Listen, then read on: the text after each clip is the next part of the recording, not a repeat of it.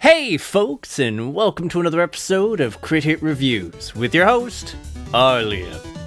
On today's episode, I'll be talking about Suits Sandals platformer Khimera, Destroy All Monsters. Find out what sorts of tricks this monstrous title puts to use, and whether or not I thought it was a treat. Welcome to the island of Morgana, whose population is almost entirely monster girls. No, it's not going to be one of those kind of games. Instead, this particular isle happens to be the next destination for the infamous sea spider pirates, who basically waste no time flat in robbing the heck out of the town. Faced with imminent bankruptcy and maybe a sense of civic duty, a local mad scientist unveils his latest project, the Chimera Chelsea, who he then proceeds to just task with the gig of punching pirates until the sea spiders are defeated and the town's funds are retrieved. And you know, it manages to convey this well on a narrative front, as I found the overall writing really fun. Like, weird humor, terrible puns, and just an overall upbeat tone to the script. So, like everything I aspire towards during my reviews, but done better. Anyways, I found my time exploring its story to be genuinely rewarding. There was some fun bits of dialogue to be found during the various stages, courtesy of both boss banter as well as the checkpoint Gorgon. That's a thing, yes. Plus, there's an entire town full of monsters to chatter with, which also became more populated as I progressed through the game. Plus, I also really dug the snippets of lore in the form of the collectible character cards. Plus, the game's conclusion is something to look forward to, as not only is there a pair of cute endings to see, there's also a post-game segment that helps to further flesh out all the characters, and which is just a lot of silly fun. And all of this is supported by a solid platforming experience. It starts out simple enough, given you only have jumping, dashing, and a few flavors of punching at your disposal. One of which admittedly took me a few hours to realize I could do, whoops, but it definitely works. I found myself quelling the desire to dash fist first into the opposition, instead waiting for the right openings on normal enemies to avoid taking unnecessary hits. A lesson I may have learned in the tutorial stage due to a few incidences of violence-infused over-enthusiasm, and the discovery that Chelsea doesn't have much in the way of invincibility frames or starting health.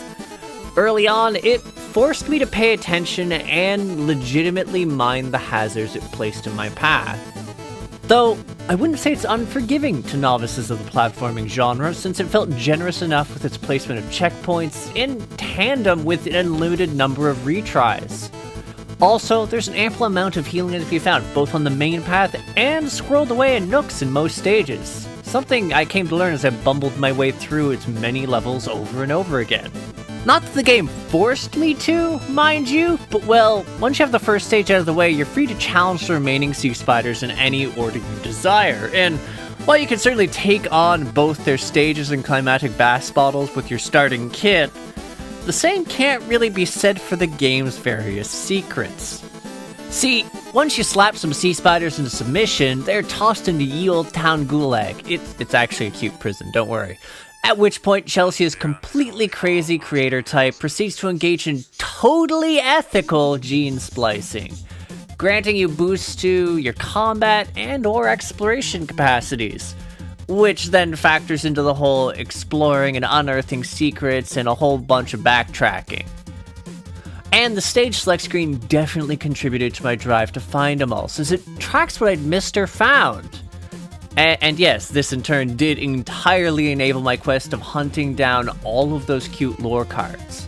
You can also find the Wandering Chef, who provides scrumptious meals and delicious permanent health boosts, as well as gain access to some bonus stages. Which is important, since while these latter areas are completely optional, they offer a fair amount of content to the tune of almost doubling the length of the game, and a change of pace compared to the compulsory stages.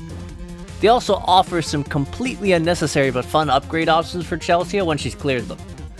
And that doesn't even fully sum up everything there is to do.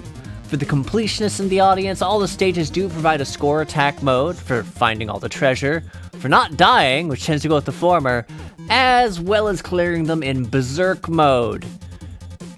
Admittedly, that latter element is something only discovered at the tail end of the game, as it requires you to find every fairy in the game's normal and bonus stages so you can unlock the only non-cosmetic costume in the game, which is the Berserk Outfit. See, the reason the Berserk Outfit's special is because it amplifies the damage you deal as well as take. It also just happens to send enemies flying with every punch. It's good for silly fun, and there's even a time attack mode associated with it. That said, the thing I was really fond of unlocking when I beat the game was the post-game Halloween level that became accessible from the options. Content-wise, it doesn't add all that much mechanically, instead providing players with a relatively non-linear stage to advance and explore, as well as some kernels of lore and a rather nifty multi-stage boss fight to complete. On the audio front, I was quite fond of the music for the various stages as it made traveling around a lot of fun. I was pretty grateful that all the various levels had different tunes to them, since it meant doubling back when I had more abilities wasn't grating on that front. That, and just having solid tunes really helps. Also, Khimera's got some absolutely cute visuals going for it, whether it's the character designs or the stages at large. I'm especially fond of the fact that some of Chelsea's alternate costumes even have animations specific to them, which is part of why I enjoyed puttering around wearing the top hat. If I had to nitpick at anything in the graphics department, it'd simply be the fact that there were a few moments when there were both instant death pits and non-instant death pits in the same stage, and it could be sometimes a bit difficult to discern which was which. That all said, this brings me to the finale, and I think one of the best ways I can encapsulate my thoughts and feelings for Khimera was, I enjoyed this free game so much, I went out of my way to buy the DLC, not because I was necessarily crazy about the idea of being a nurse, so much as also something I could do for the devs. Because I really found myself enjoying this game, from the overall silly and altogether upbeat vibe that comes across through its dialogue, to the simple joy of hurtling my way through the stages, punching enemies so hard that they see the curvature of the earth. It's cute, both aesthetically and narratively, in what I found to be a generally wholesome fashion, with solid and altogether well-balanced gameplay behind it. Sure, there are a few imperfections here and there, but altogether I enjoyed enough to try and unlock almost everything, and then to romp through the post-game adventure, which in itself was neat, but didn't quite hook me in the same way as the main game. Though, I dug its boss and everything added to the narrative. There are elements where it can be a little bit rough around the edges, but it was so few and far between for me that I can entirely say the game is an entirely solid hit, and well worth checking out. Anywho, thanks for tuning in. If you agree, disagree, or just have something to say to me, feel free to comment. And for those interested in more indie reviews, developer interviews, podcasts, or Monday TTRPG content, hit the subscribe button and the bell so you know when there's a new release. There's also a Discord. You can click the link in the banner or the description so you can become a part of our community, the Crit Hit Cauldron. Lastly, if you'd like to help support the channel, we do have a coffee running now to help supplement funds for a lovely editor, and to make sure we can continue to provide quality content. Again, check the description and the banner for them links. That all said, I'll catch you on the next episode of Crit Hit. Take care until then, folks.